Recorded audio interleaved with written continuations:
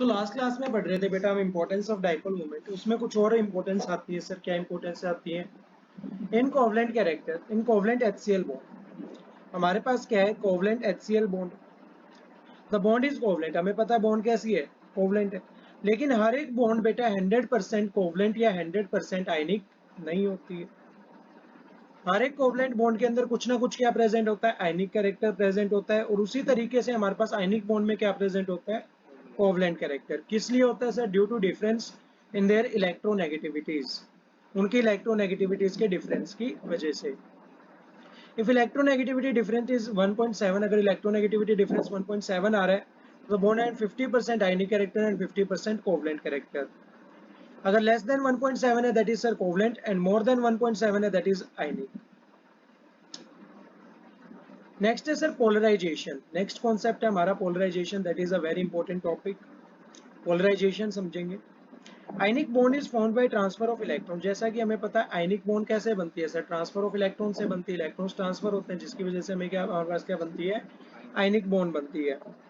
As a result the cation and anion are formed. और इसी के तौर पे बेटा हमारे पास कैटायन और अनायन की फॉर्मेशन होती है। कैटायन क्या होता है? Ion which have positive charge and अनायन is a ion which have negative charge. So cation form distort the shape of electron cloud of अनायन। अब क्या होता है सर, एक तो हमारे पास कैटायन है और एक हमारे पास अनायन है।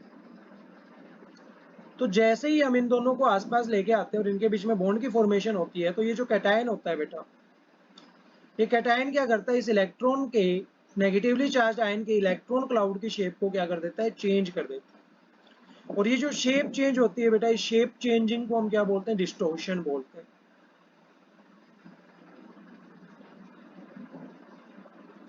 तो जो कैटायन फॉर्म हो रहा है वो डिस्टोर्ट कर देता है शेप को। किसकी शेप को सर? इलेक्ट्रॉन क्लाउड की शेप को। किसका इलेक्ट्रॉन क्लाउड सर? अनायन का, that is negatively charged ion का।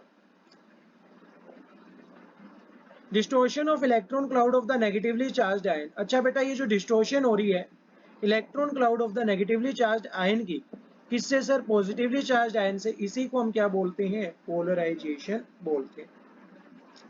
द एक्सटेंट ऑफ पोलराइजेशन, और ये पोलराइजेशन कितनी हो रही है, the extent of polarisation is given by Fajans rule. ये किससे पढ़ सकते हैं बेटा? हम फैजान रूल से पढ़ सकते हैं। फैजान रूल कितने रूल्स दिए थे? 4 रूल्स दिए थे, A B C and D. चारों रूल्स के बिहाफ पे हम समझ सकते हैं कि कितनी पोलराइजेशन हो रही है। अच्छा, पोलराइजेशन तो समझ ही सकते हैं सर। इसके साथ हमारे पास एक और फैक्टर है जिसको हम अंडरस्टैंड कर सकते हैं through the concept of polarisation, that is covalent character. अच्छा सर, कोवलेंट कैरेक्टर से पोलराइजेशन का क्या रिलेशन है? तो मैं आपको बता दूं बेटा, पोलराइजेशन क्या होती है? Distortion of shape of negatively charged ion. तो जितनी ज्यादा पोलराइजेशन होती है उतना ही ज्यादा कोवलेंट कैरेक्टर हमारे पास क्या होता है बेटा? इंक्रीज होता है। तो फैजान रूल क्या कहता है? अकॉर्डिंग टू फैजान रूल, सबसे पहला पार्ट पढ़ रहे हैं हम, पार्ट नंबर 8। हमारे पास क्या है? कैटायन है और एक अनायन है।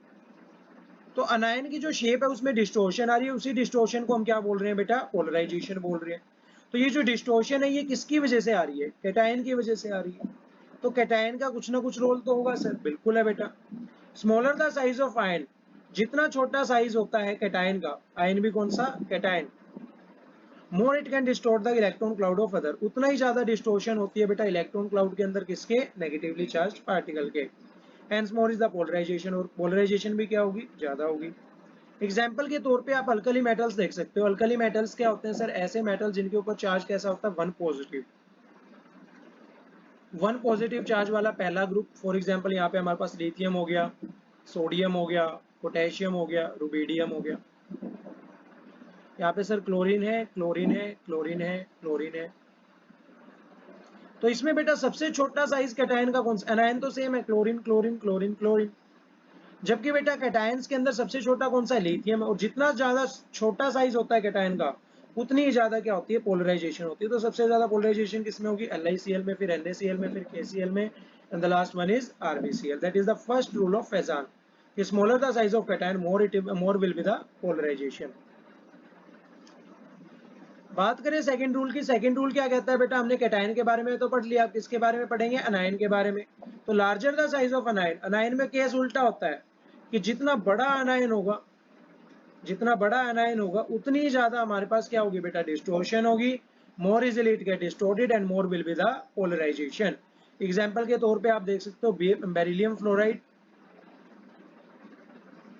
Beryllium chloride, beryllium bromide and beryllium iodide. इसके अंदर sir fluorine, chlorine, bromine, iodine, सबसे बड़ा कौन सा है सर? आयोडीन है।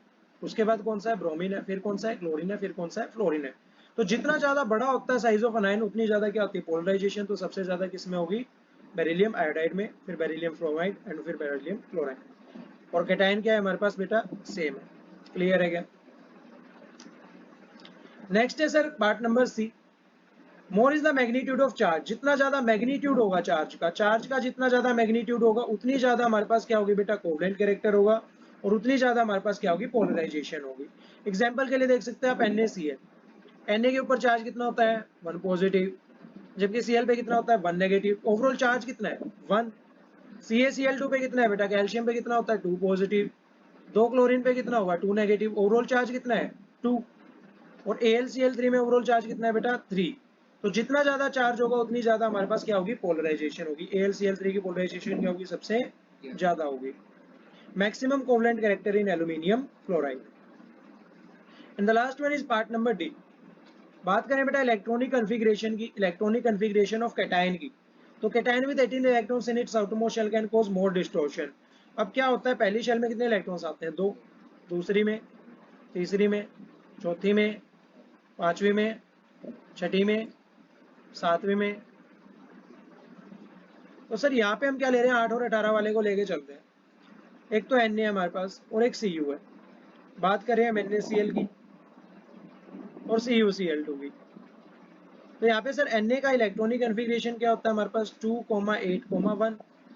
या फिर हम ऐसे भी लिख सकते हैं 1s 2s 2p 3s 3p 3d